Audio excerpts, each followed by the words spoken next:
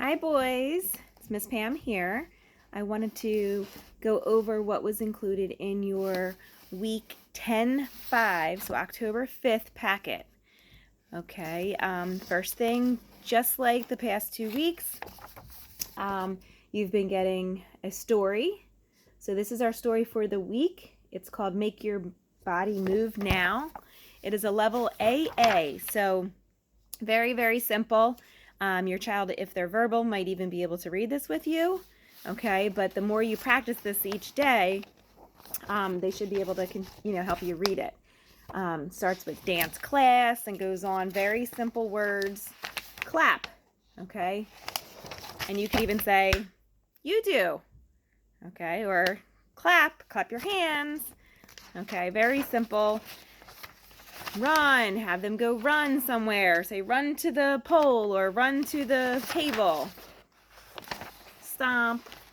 Okay, and this is all different body movements that your child, we would like them to do. These are all little things that you can, like I said, have them do as you are reading the story, or you can wait till the end and then kind of make a game out of it. Okay, this time I put a communication board with. So after you read the story, say on Monday, you can ask them a couple questions. Okay, you can say, what did you stomp? Your feet or hips? Feet, good job. Okay, there's always a yes or no at the top if your child is really good with yes and no. All right, but you can use that to ask different questions each day. You have the comprehension questions again. There are 5 questions, 1 for each day, or you can practice questions with this first, like Monday through Thursday, and then on Friday do this kind of as like their little quiz. They can circle it, draw an X through it, whatever is easiest for you. All right, the next thing, just practice writing skills. Hopefully you're able to start fading your prompt level. If they're holding their pencil like this, you want to guide with their hand. A lot of times, most of them like to do this. So try and get them to hold that pencil correctly, okay, and guide through the letters. You don't have to do this in all one sitting. Don't forget, you have to gauge your child and see whether you need to take a break, come back to it, etc. Okay, then the next page you'll see this. Okay, I'm going to set that aside for a minute because I'm going to show you. This is our spelling list questions. So with our spelling list, the one that you wrote, okay, now these are kind of questions to see if your child knows which spelling word goes there. So he rides his bike very, and you're going to use this top row of pictures. There's a whole bunch of different sizes. You really only need to use this first row.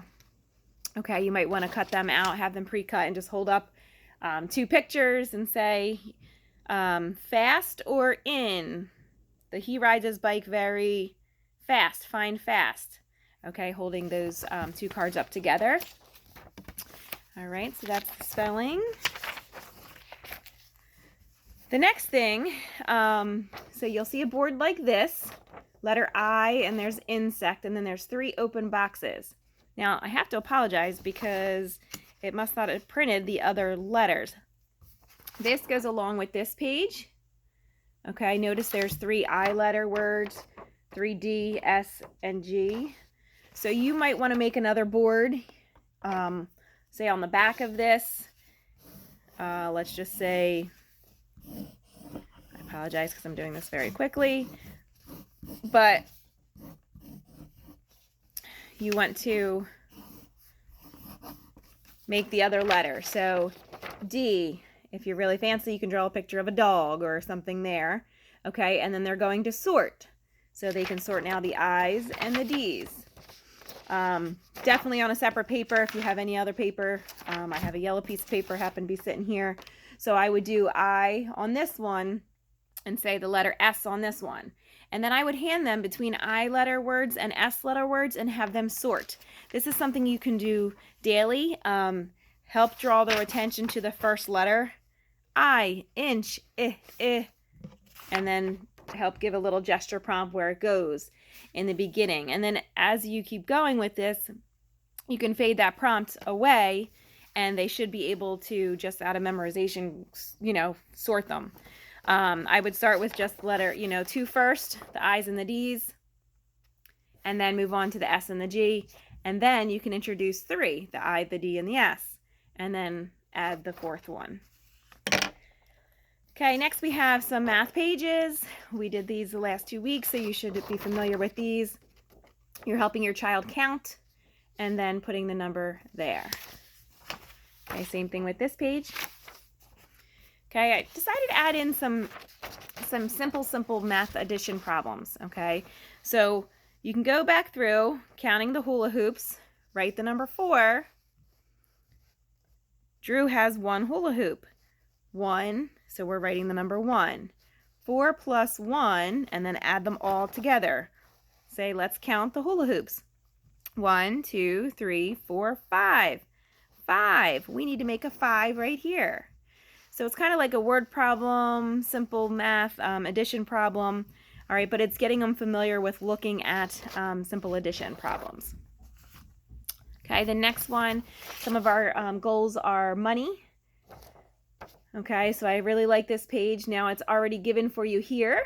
If you have a penny, nickel, dime, and a quarter laying around, I would say use the real thing, the real coins, and have them match where it goes. And you can just say, not even sure. Oh, I think it's a carrot stick. Carrot stick is 1 penny, and there's the penny. Okay, or you can take a little Post-it and put it over top. Okay, and have them choose between 2 coins. You can cut these out. Whatever makes it easier for you, okay, to help them practice with their money and knowing that this coin is worth this much. So penny is worth 1 cent. Okay, the next one is patterns. You should be familiar with this sheet. Okay, we're cutting this out and we're going through patterns. Okay, these are AAB, AAB patterns. Okay, so help practice that. The next thing is assorting. Okay, things that are moving and things that are stopped. Okay, so this would be a perfect opportunity to go do some of these things. So throw, maybe get a sock ball or a little softball if you have one in the house, and say throw the ball. Oh, the ball is moving. It goes here. Okay, standing is stopped. That goes here. Okay, you're going to cut and sort those pictures. There's one additional that wouldn't fit, of course. Okay, and then now the fun stuff. Hopefully you guys liked the recipe last week. This one is a delicious recipe. I made this with my kids before. Energy Bites, okay, gives you all the ingredients. If you have an opportunity to do that, go ahead and make those. They're delicious. And instead of using mini chocolate chips, my kids and I use those little baby M&Ms. They really like them.